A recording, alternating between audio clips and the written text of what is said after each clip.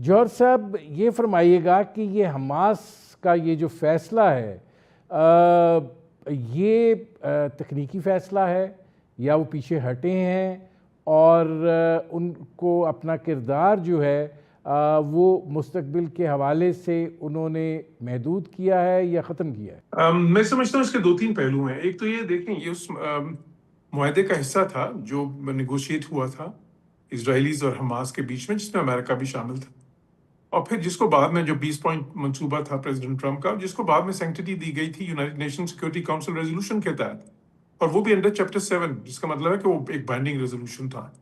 تو ایک تو خیر ظاہر ہے اس کا وہ پہلو. دوسرا یہ کہ وہاں پہ ہو کیا رہا تھا اس وقت غزہ میں، وہاں سچویشن کیا ہے. دیکھیں وہاں پہ تو بالکل جو ہوتی ہے نا ایک بنیادی جو زندگی کی ضروریات ہوتی ہیں وہ بھی میسر نہیں ہے اس وقت. 80-90% جو گھر ہیں ملبے کا ڈھیر ہیں، نہ کوئی سڑکیں بچی ہیں، نہ کوئی ہسپتال بچے ہیں، نہ کوئی کلینکس ہیں، نہ اسکول ہیں، نہ کوئی اشیاء خورد نوش یا کوئی اور کوئی ادویات. تو وہاں پہ تو بری حالت ہے اس وقت. آپ یہ سمجھ لیں کہ 20 لاکھ کی آبادی جو وہاں کی ہے وہ بالکل ایک جو ہے فیمن کی سچویشن، ایک زندگی اور موت کے بیچ میں لٹکنے والی سچویشن وہاں پہ ہے. تو جنگ تو ختم ہوئی تھی، ٹھیک ہے، سیز فائر ہوئی، لیکن تھوڑی چلیں اس کی وائلیشنز بھی ہوئیں. لیکن جو اہم چیز ہے یہ کہ وہاں پہ جس طرح کی امداد پہنچنی چاہیے تھی، جس طرح کی ریلیف اسسٹنس ہونی چاہیے تھی، جو ریہیبلیٹیشن ہونی چاہیے تھی، جو ریکنسٹرکشن ہونی چاہیے تھی، اس طرح سے کچھ بھی نہیں ہوا. لیکن جوہر سلیم صاحب یہ جو آپ نے بات کی ہے، آپ کو لگتا ہے کہ اسرائیل جو ہے وہ کسی معاہدے کا پابند ہو سکتا ہے؟ اب آپ دیکھیں نا 70% غزہ پر قبضہ ہے ان کا، واپس جانے کے لیے وہ تیار نہیں ہے. معاہدے کے اندر بہت ساری چیزیں تھیں، کسی ایک پر جو ہے انہوں نے اس کی اصل روح کے مطابق جو ہے وہ عمل نہیں کیا ہے. اب حماس جو ہے وہ بھی پیچھے ہٹا ہے. تو آپ کو کیا لگتا ہے کہ اسرائیل جو ہے وہ اپنی ہٹ درمی سے، اپنی جو اس کی ایک پالیسی رہی ہے اس سے وہ کوئی پیچھے ہٹے گا؟ دیکھیں اسرائیل کی پالیسیز تو ہمیں پتہ ہی ہیں، لیکن اس میں جو اہم چیز ہے وہ یہ کہ ایک تو یہ ٹیکنوکریٹک جو کمیٹی بنے گی جس طرح سے، اور یہ سارا ظاہر ہے کہ اس کی جو 20 پوائنٹس آپ دیکھیں تو اس میں اس کی بنیادی اصول سارے وضع کیے گئے ہیں. وہ کوئی اسرائیل کی تو نہیں ہوگی نا، وہ تو پھر ظاہر ہے کہ بورڈ آف پیس کے سربراہ تو پریزیڈنٹ ٹرمپ ہیں، لیکن ان کے نیچے بھی، اور اس میں کتنے زیادہ ملک شامل ہیں، ایک پورا سٹرکچر ہے اس کا. تو وہ بنائے گا. پھر اس کے 2-3 لیولز ہیں جو سپروائز کریں گے وہ اس ٹیکنوکریٹک جو ہے نا گورنمنٹ کہہ لیں یا جو بھی عملداری ہوگی، جو کمیٹی بنے گی جو نظم و نسق سنبھالے گی وہاں کا. تو وہ اسرائیل تو نہیں سنبھالے گا، پہلی بات یہ. دوسری چیز یہ ہے کہ وہاں پہ ہوگا کیا اس کے بعد. میں سمجھتا ہوں کہ بہت ساری جو ڈونر ملک تھے اس وقت، جو اس چیز کے لیے انہوں نے اندیا ظاہر کیا تھا کہ وہ امداد دیں گے ریکنسٹرکشن کے لیے بھی، ریہیبلیٹیشن کے لیے بھی. اس میں گلف کے ملک بھی شامل ہیں، یورپ کے ملک بھی شامل ہیں، اس میں انٹرنیشنل ایجنسیز بھی شامل ہیں. لیکن وہ چاہتے تھے کہ جی پہلے یہ سیٹ اپ آئے، کیونکہ اس میں بہت بڑا اختلاف تھا کہ جی یہ سارا جو ہے یہ ماس ڈسٹریبیوٹ نہیں کرے گی، کیونکہ وہ اس کو پھر اپنی پولیٹیکل ظاہر ہے وہ سمجھتے تھے کہ لیوریج پہ استعمال کریں گے یا اس سے اپنے پولیٹیکل جو ہے نا کیپٹل بلڈ کریں گے. تو اب اگر اس طرح کی ظاہر کمیٹی بنتی ہے اور یہ ساری چیزیں شروع ہوتی ہیں، اسرائیل کو جو ہے ان کے مقاصد اور ہیں. ان کے جو مقاصد ہیں ابھی بھی آپ نے صحیح کہا کہ ان کے ایک بڑے حصے پہ بات جو چل رہی تھی وہ 53% حصے کی تھی کہ اس پہ ان کا قبضہ ہے. ابھی بھی وہ چاہیں گے کہ اس کے جو اس کے انٹری ایگزٹ پوائنٹس ہیں اس پہ ان کی عملداری رہے. ابھی بھی وہ چاہیں گے اوور آرچنگ جو اس کی ڈیفنس ہے یا سیکیورٹی ہے اس پہ ان کا جو ہے کنٹرول پوری طرح سے نہیں تو جزوی طور پہ ہو. اچھا پھر ابھی دیکھیں کہ اس میں ابھی اگر حماس نے یہ اعلان کیا تو اس میں انہوں نے یہ اعلان تو نہیں کیا کہ وہ ہتھیار ڈال دیں گے. ابھی کوئی انہوں نے ڈسارمنگ کا اعلان تو نہیں کیا، ڈی ویپنائزیشن کا اعلان تو نہیں کیا نا.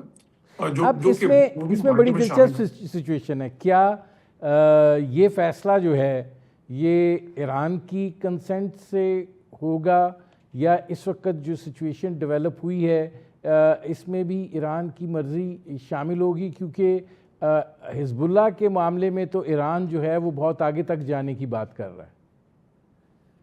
یہ دیکھیں بالکل یہ جو ہے آؤٹ آف کوشچن نہیں ہے کہ یہ ڈسکس بھی ہوا ہو اور ایران نے اس پہ تھوڑی سی فلیکسیبلٹی بھی دکھائی ہو، کیونکہ ایران بھی تو یہی چاہے گا نا کہ وہاں پہ غزہ میں سب سے پہلے تو جو وہاں کے جو 20 لاکھ فلسطینی ہیں وہ ان کی زندگیاں تو بچائی جائیں. وہاں پہ تو دیکھیں اس وقت بچے جو سارے ہیں وہ میل نیوٹریشن وہاں پہ انتہا کی ہے, ایک پوری جنریشن تباہ ہو رہی ہے.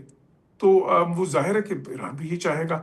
تو بالکل یہ جو ہے اس میں کوئی شک نہیں کہ یہ بات کہیں نہ کہیں ایران سے بھی ہوئی ہوگی, اور اس میں ایران کی مرضی جو سی ہے بالکل اس کا کچھ نہ کچھ عنصر شامل ہوگا. لیکن عام چیز جو ہے وہ یہ ہے کہ بات آگے چلے. دیکھیں یہ پروسیس آگے چلنا چاہیے, کیونکہ اسی میں وہ سب کے لیے اچھا ہے, سب سے بڑھ کے تو فلسطینی عوام کے لیے. لیکن وہاں پہ اگر امن قائم کرنا ہے, وہاں پہ ایک ون ون سچویشن لے کے آنی ہے, جس طرح سے بھی لے کے آنی ہے, ٹھیک ہے. وہاں پہ اگر ہم یہ کہیں کہ جی 2 اسٹیٹ سولوشن کوئی قائم ہو جائے گی جلدی, تو کوئی ایسا امکان تو نظر نہیں آتا. کیا جو اسرائیلی جو سیٹلمنٹس ہیں لیگل وہ ختم ہو جائیں گی, ایسا امکان بھی نظر نہیں آتا. لیکن جو ممکن ہے وہ تو کیا جائے نا, اس پہ تو آگے بڑھے. تو اس لیے میں اس کو ایک مثبت قدم سمجھتا ہوں, اور میں سمجھتا ہوں کہ یہ ظاہر ہے کہ یہ قدم حماس نے بغیر کسی کوئڈ پرو کو تو نہیں لیا ہوگا. کچھ ان کو ظاہر ہے بتایا گیا ہوگا کہ اس کے آپ کو بعد یہ یقین دہانی تو ڈیفینیٹلی کرائی گئی ہوگی. اور یہ جو غیر مسلح ہونے والا معاملہ ہے, یہ بھی ایک بڑا اہم صورتحال ہے. آپ کیا سمجھتے ہیں کہ اس تک پہنچنے میں تو بڑا وقت درکار ہے, اور کیا وہ تیار بھی ہوں گے؟ دیکھیں اس پہ جو ہے بالکل غیر مسلح ہونے پہ یا جو ڈی ویپنائزیشن ہے, اس پہ تو میں نے بہت پہلے کہا تھا کہ وہ آسان نہیں ہوگا. وہ جو ہے کیونکہ حماس جس طرح کی آرگنائزیشن ہے, اگر وہ غیر مسلح ہو جاتے ہیں تو پھر ان کے پاس کیا رہ جاتا ہے. تو اس کے لیے کنڈیشنز جس طرح کی چاہیے وہ کنڈیشنز تو بالکل بھی نہیں ہے جو ہے. تو وہ تو چلیں آگے جا کے کسی وقت, پہلے تو دیکھیں نا ایک پری کنڈیشن ساری بنے وہاں پہ, یہ پہلے ریہیبلیٹیشن ہو, ریکنسٹرکشن ہو, وہاں پہ کوئی جس طرح کی چلیں یہ سیٹ اپ لے کے آنا چاہتے ہیں اس طرح کا کوئی آئے, پھر کوئی ٹرسٹ آپس میں تھوڑا سا بڑھے, تو پھر شاید حماس کہے کہ چلیں اگر آپ الیکشن کرواتے ہیں اور ہمیں اجازت ہوتی ہے اس میں حصہ لینے کی تو پھر ہم یہ کر سکتے ہیں.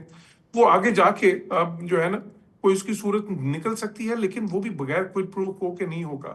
وہ تبھی ہوگا اگر اتنا اعتماد بڑھ گیا ہوگا, اور اس کے بدلے میں پھر حماس کو پوری طرح سے اجازت ہوگی کہ وہاں پہ جو بھی الیکٹورل پروسیس ہوتا ہے, کچھ بھی جو اس قسم کا کوئی معاملہ ہوتا ہے کہ جہاں پہ ان کو بھی ایک ایکول اپرچونٹی ہو, تو وہیں پہ وہ پھر آ کے وہ کس طرح کی چیز تسلیم کریں گے. اس سے پہلے تو نہیں کریں گے. اچھا, اب یہ فرمائیے گا کہ جو آیت اللہ علی خامنہئی ہیں, تاریخ ساز مناظر ہیں ان کے سفر آخرت کے, یعنی ڈونلڈ ٹرمپ بھی حیرت کا اظہار کر رہے ہیں. کیا اثر دیکھتے ہیں اس ساری صورتحال کا؟ جی اس کے بھی 2 پہلو میں سمجھتا ہوں. دیکھیں ایک تو یہ ہے کہ ایران میں کیا رجیم کی حمایت تھی یا ابھی ہے, اس میں کوئی شک ہی نہیں ہونا چاہیے. بہت بڑی ایک وہاں کی جو ہے نا عوام کی ان کو حمایت ہے. ایک وہ اکثریت ہے اس میں نہیں جاتے, لیکن ایک بہت بڑا حصہ عوام کا سپورٹ کرتا ہے. اچھا وہ کیا ان کی مخالفت تھی؟ ہاں مخالفت بھی تھی, ایک بڑا حصہ تھا جو مخالف بھی تھا, اس میں بھی شک نہیں ہونا چاہیے. اب یہ دیکھیں جو سچویشن ہوئی, جب ایک قوم پہ جنگ مسلط کی جاتی ہے, جارحیت مسلط کی جاتی ہے, تو قوم پھر ریلی کرتی ہے. اور پھر جب اس طرح سے جس طرح سے اسیسینیشنز کی گئیں, تو ظاہر ہے کہ پھر اس کے بعد تو اس کا ریاکشن تو ایک مختلف آتا ہے نا. اس وقت تو پھر جو ہے آپ جو ہے پھر وہ لوگ بھی جو پہلے ان کی مخالفت کر رہے ہوں گے, وہ بھی ان میں سے بھی بہت سارے اس وقت جو ہے نا باہر نکلے ہوں گے, سڑکوں پہ کھڑے ہوں گے اس وقت. تو ایک بالکل مختلف سچویشن ہے اس وقت. ابھی جو ہے پوری قوم نے ریلی کیا ہوا ہے, اور اس میں سمبلزم ہے ایک سب کے لیے, وہ یہ ہے کہ یکجہتی وہاں پہ ہے اس وقت. اور وہ یکجہتی یہ نہیں ہے کہ کسی ایک سیاسی جماعت کے لیے ہے یا ایک سیاسی گروہ کے لیے ہے, وہ یکجہتی اپنے ملک کے ساتھ ہے ان کی. دوسری چیز یہ ہے کہ وہ ایک اسپرٹ, ایک ثابت قدمی ظاہر کرتی ہے کہ ان کی ریزیلینس جو ہے ایرانی عوام کی وہ بھی ہے. تیسری ان کی ڈیفائنس کہ جی ٹھیک ہے آپ نے جارحیت مسلط کی, لیکن ہم ڈیفائنڈ ہیں اور ابھی بھی رہیں گے. اور پھر چوتھی چیز ظاہر ہے کہ یہ بھی دنیا کو میسج جو ہے یہ بھی جا رہا ہے کہ آئندہ کبھی کوئی رجیم چینج کی یا اس قسم کی کوششیں جو سی ہیں وہ ایران میں آپ نہ کریں, کیونکہ ایران اس طرح کا ملک ہی نہیں ہے بالکل. جو وہ جائے گا